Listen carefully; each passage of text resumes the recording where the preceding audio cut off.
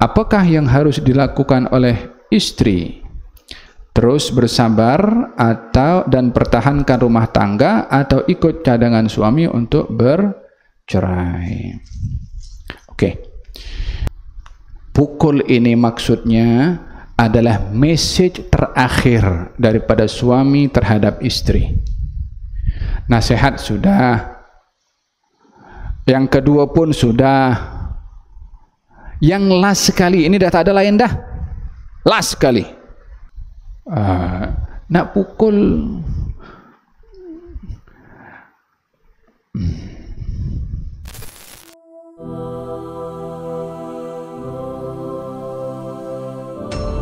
dalam satu perkahwinan, sekiranya pihak suami mengajukan untuk bercerai atas alasan tiada hati atau mungkin ada pihak ketiga, pihak suami meminta si istri untuk setuju dengan perceraian tersebut, sedangkan si istri tidak menginginkan perceraian. Apakah yang harus dilakukan oleh istri? Terus bersabar dan pertahankan rumah tangga, atau ikut cadangan suami untuk bercerai. Oke. Di dalam perkahwinan ini ada akad saat menikah dan ada cerai sebagai mengakhiri pernikahan. Namun perlu diketahui terlebih dahulu sebelum mengambil langkah cerai dalam rumah tangga, hendaklah memahami terlebih dahulu kedudukan cerai atau talak itu di dalam memutuskan perkahwinan. yakni betul dalam syariat itu cerai disyariatkan, tetapi bukan dijadikan sebagai solusi pertama untuk menyelesaikan permasalahan rumah tangga, bukan cerai. Di dalam Al-Quranul Karim Allah berfirman, wallati takhafuna nushuzahunna fa'idhuhunna wahjuruhunna fil madaji'i wadribuhunna. Kalau kamu yakin istri itu nusyuz, pelanggaran syariat, perlu dipastikan pelanggaran syariat, yakni apa yang ditetapkan oleh syariat dilanggar, baik terhadap hak suaminya atau hak Allah Subhanahu wa taala, maka si suami dalam hal ini sikapnya fa'idhuhunna, nasihati dia, tegur. Aku dah tegur. Berapa kali tegur? Sekali. Fa'idhuhunna itu sampai kepada satu peringkat nasihat tak berbaloi. Dah sampai begitu, wahjuruhunna fil madaji', jauhkan diri kamu daripada dia di rumahnya, di tempat katil kamu. Wadribuhunna, ambil sikap lebih tegas. Ad-darbu ini memukul, memiliki banyak makna. Pukul ini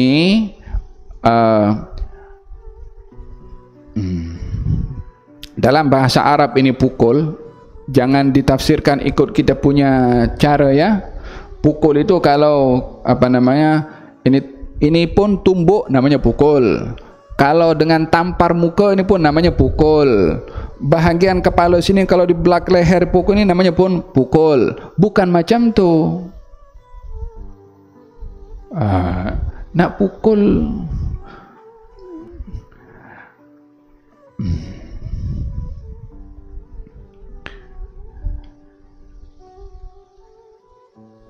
dalam Sunan Al-Imam Tirmidzi dikatakan kalau baginda Rasulullah tidak pernah pukul sesiapapun kecuali dalam jihad. Tak pernah pukul pembantu, tak pernah pukul hamba sahaya, tak pernah pukul wanita, maknanya istrinya.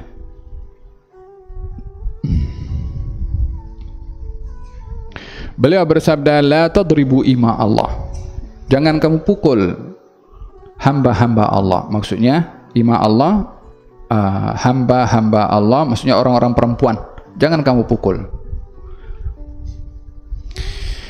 Jadi dalam hal ini memukul ada berbagai makna, termasuk kalau Sayyidina Abdullah bin Abbas menafsirkan memukul dalam Al-Quran kepada istri itu adalah orang guna siwak macam ni pukul.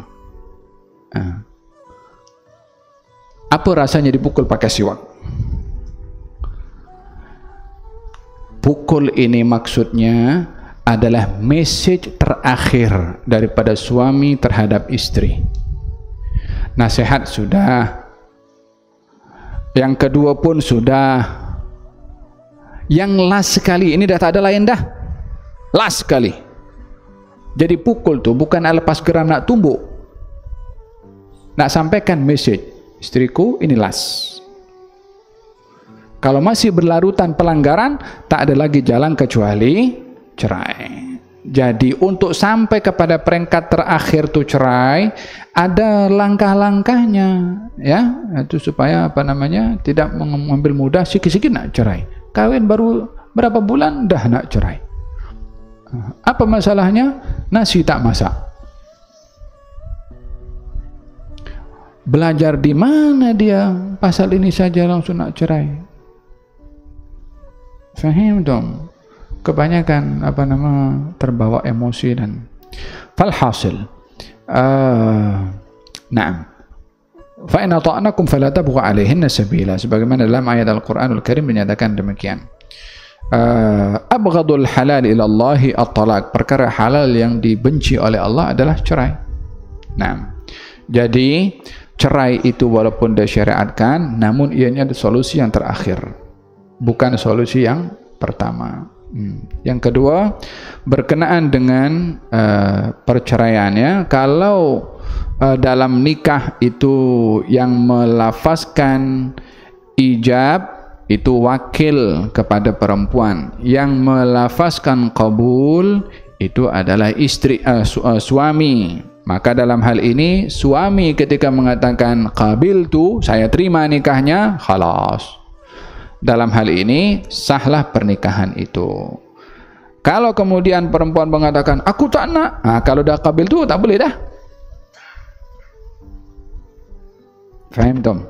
Dalam perceraian pun juga, karena yang menerima pernikahan itu lelaki, yang berhak untuk melepaskannya pun juga lelaki. Dengan demikian perempuan tak boleh ceraikan lelaki. Aku ceraikan kamu, mana boleh? Yang terima bukan dia.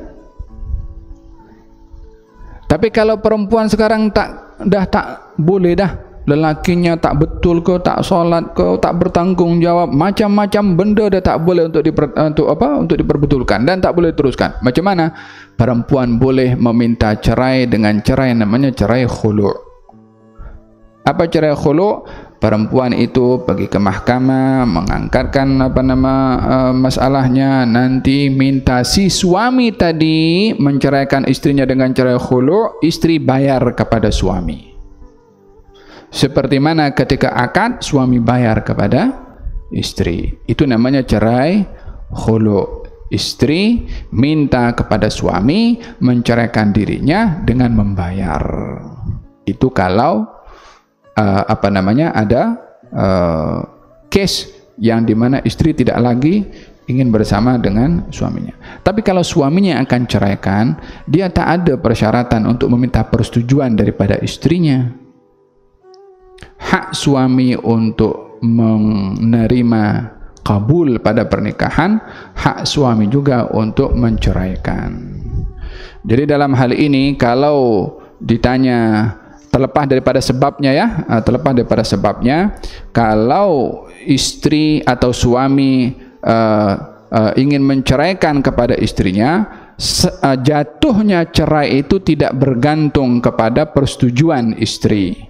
Namun kalau istri diajak bermusyawarah untuk diceraikan oleh suaminya, bolehlah si istri tadi memberikan pandangan bahwasanya cerai ini adalah perkara halal yang dibenci oleh Allah. Alangkah baiknya kalau kita pertahankan, kita jaga, ini amanah daripada Allah dan seterusnya lah, untuk tidak tergelincir kepada perkara yang dibenci oleh Allah Subhanahu wa taala, yaitu perceraian.